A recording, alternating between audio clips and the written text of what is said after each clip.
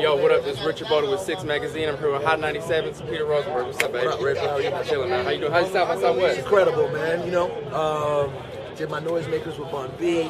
Shit was crazy. Blacksmith, Decon, low budget. It was awesome. Then did Duck Down last night with all the Duck Down cats. Now we're outside Beat Society, which maybe is what I was most looking forward to. Seeing Odyssey, Kev Brown, Marco Polo. It's gonna be a good time, man. South by Southwest, it's always crazy. What's up, man? What's the dopest performance you've seen so far?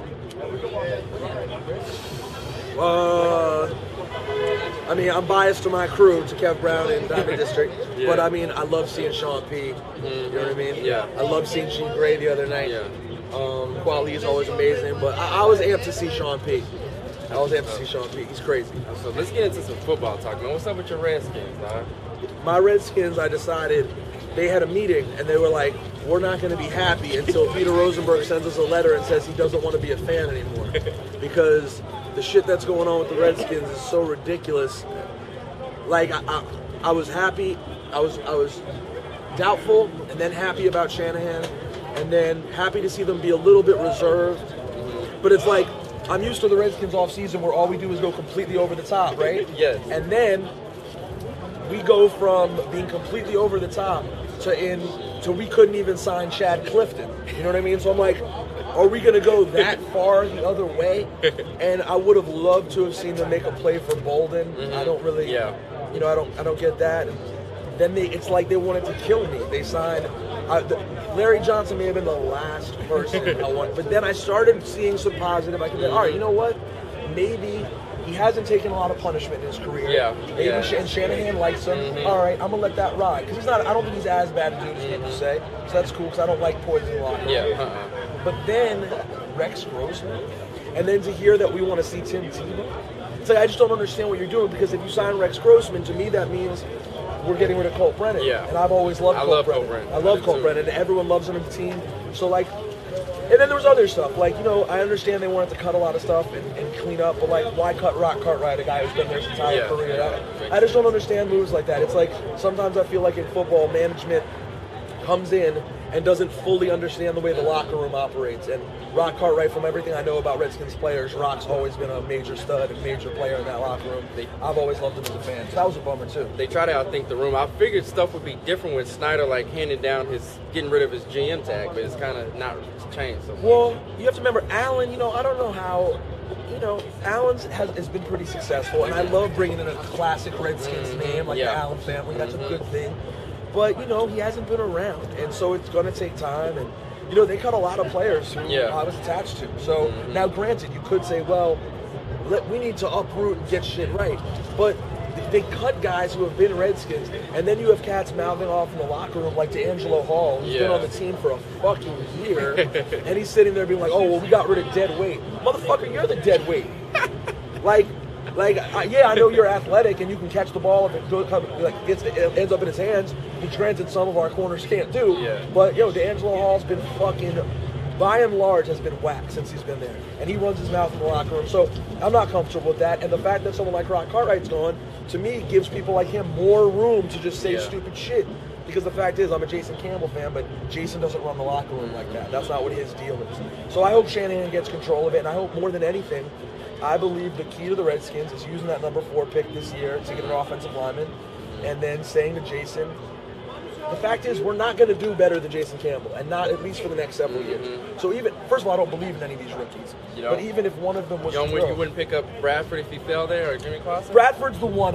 Bradford's the one that could be interesting because at least we don't know everything about him. But Clausen got punched in the face in the Denny's. I don't respect that. I hate Tebow. I think he sucks.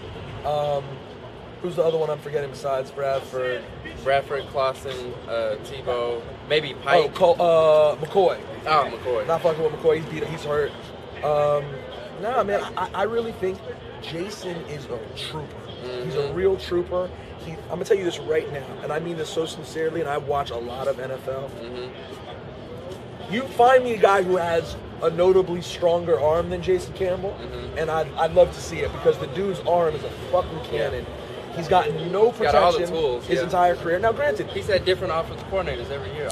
since high school. Mm-hmm. Now, granted, Jason doesn't have that built-in confidence because he hasn't had a coach in his ear all those years. But with someone like Shanahan, and given that Jason was so tough last year and actually put up decent numbers for the season he had, I think you say, we're going to stick with you. We're going to give you that confidence. He's a young guy. He's a healthy guy. We're going to stick with you. And they should have just called Brennan back there, maybe drafted another quarterback late, and really load up that offensive line. Because the fact is, as much as Portis and Larry Johnson are over the hill, the tandem could be pretty good if you have a good line. With Shanahan's scheme. Yeah, that's the in thing. Denver, That could be really good. That could be really good. Even though I'm not excited about either, because I'm pissed off at Portis too for being a bitch last season, and then talking trash about other players on the team. XO from Diamond District knows what I'm talking about. Man. I'm talking about the Redskins right now. Oh, the Redskins. We got XO. What it do? What it Holla at do? us, XO6 Magazine. What it do? I see you got the Rocksmith before. Yes, the baby, Rocksmith. I'm just talking about how even though I'm sick of Portis' bullshit, Larry Johnson and Portis, if we got a good offensive line, they could be good. Yeah. We could have a good running game this year if we got the pieces in place. But knowing the Redskins, they're going to focus on all the wrong shit, and we'll end up in the same position we were in last year, which is tough because that division's going to be tough Oh, again. that's one of the toughest divisions. Talking about my two OU Sooner boys, Lenny Holmes and Malcolm Kelly. What do you think of them? I like Malcolm Kelly. You know, he's taking a little bit longer to come along than I would have hoped. And I like Devin. I like Devin a little bit more. Yeah. But Malcolm's getting there, Yeah. and I think they're going to stick with Kelly and with Devin Thomas. You know, and I think I still would have wanted Bolden. Peace out, XO. All right, XO, appreciate you. I think we would have been better suited getting an Antoine Bolden. He would have been a veteran to kind of help them. Here's grow the them thing: up. you put Bolden at number one, then all of a sudden Santana Moss becomes the best slot receiver in the game. Yeah. Just about. Yeah. Because instead, he's one of the lower end number one receivers, but he'd be one of the highest slot receivers. Correct. So, you know, I like the pieces, and I like. I want to say I like the effort, but to be honest, the Redskins have been in a bad space for a while. There are other teams right now who you've seen really. Green Bay is really, you know, I think they're a team of the next several years that looks like they're going to be solid. I had to respect the hell out of what Minnesota did last year, and I think they're doing the right things now. And hopefully for them, Favre comes back, which I would have never guessed I would have said 2 years ago, but he was fantastic last year.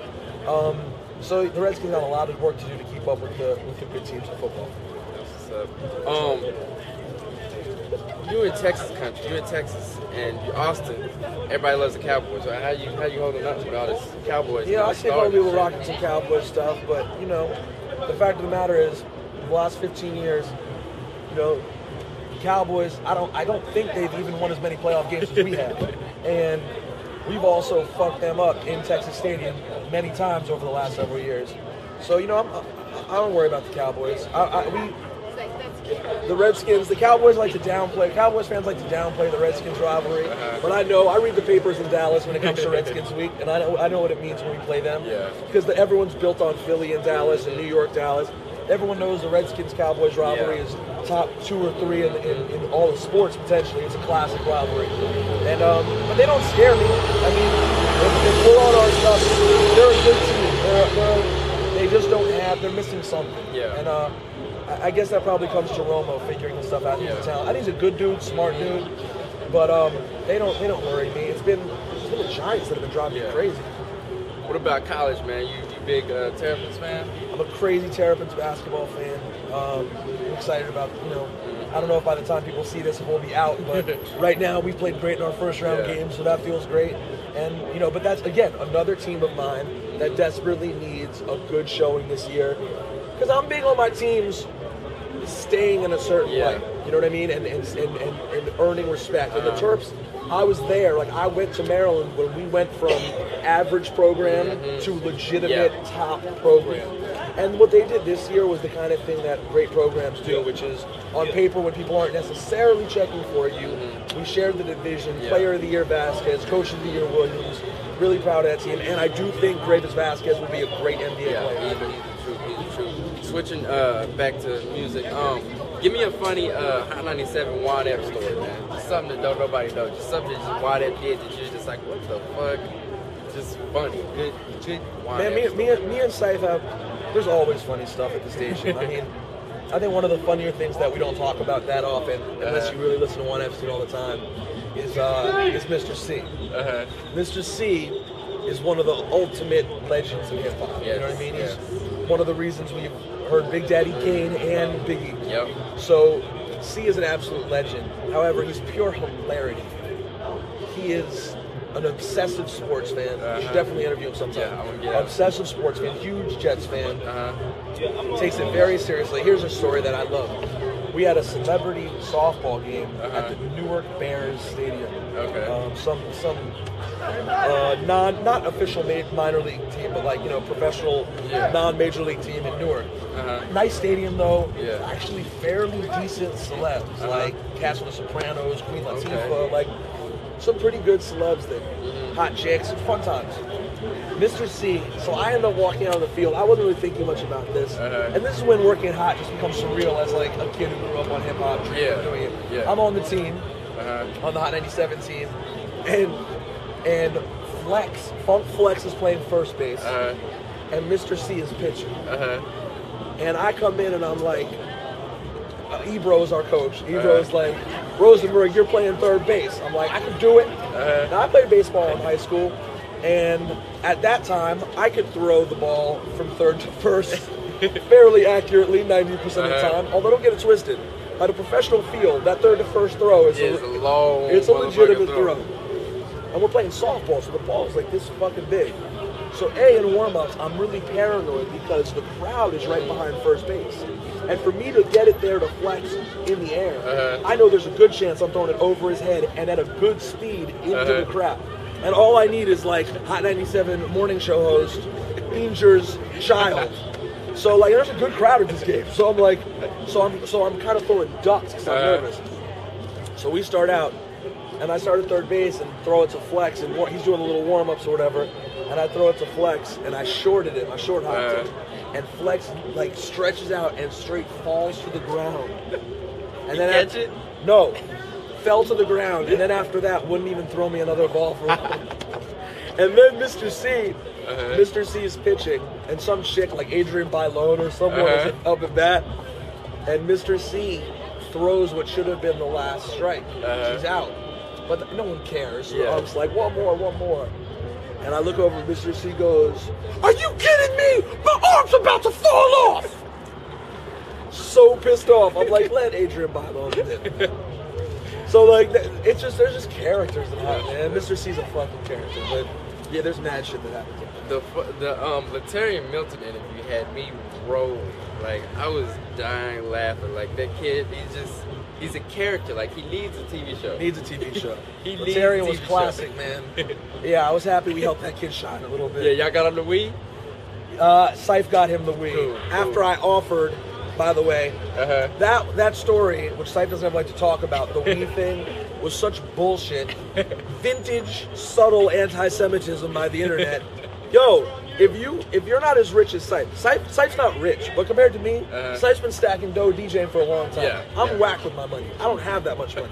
So when I come in and he's like, I want to get Latarian a birthday present, I'm like, no doubt. And then he's like, we're getting him a Wii. I'm like, yo, I'm not buying this kid I don't know a more expensive present than I buy my parents. Stop it. I'll send him a fucking t-shirt. What are you talking about? And then he gives me a whole guilt trip. So the next day I show up with the cash, and Syph's like, nah, forget it. That's the story. And I went to the ATM, got $150. I'm like, here you go. He's like, nah, you fucked up. I'm like, okay. It's since been deaded. Syph and I are good with it now. But yeah, he did get his way. That's what's up, man. What you got with 2010 goals, man? What you got going on for 2010? Anything? Man, we got. Oh, we're about to start. Whenever you're ready. Okay, cool. I'm about to go start this Beat Society. But my for 2010, man, you know, we got this Noisemaker series, this live series that we were very excited about, where we sit down with rappers and producers and legends. Ooh, I'm gonna give you the card. Fire. So I'm really excited. We're trying to get that on TV. We actually linked up with Q-Tip as an executive producer, and we're trying to pitch that to television. So that's exciting.